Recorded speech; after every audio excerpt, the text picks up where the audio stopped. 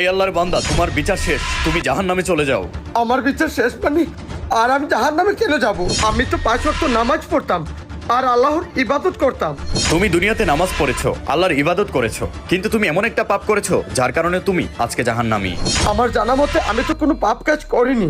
আমি কি পাপ করেছি আপনি বলুন। ও, কি পাপ করেছিস? তাহলে যা একবার দেখে আয়। লো লো লো লো, আমার লক্ষ্মী শোনা, হাই রে হাই, কত সুন্দর লাগছে। আমার সামান্য একটু ভুলের কারণে আমার সারা জীবনের ইবাদত নষ্ট হয়ে গেছে। হ্যাঁ হ্যাঁ, তোর এই একটা ছোট্ট ভুলের কারণে তুই আজকে জাহান্নামী। তোর এই ছোট ভুলের কারণে আজকে তোকে জাহান্নামের আগুনে পড়তে হবে।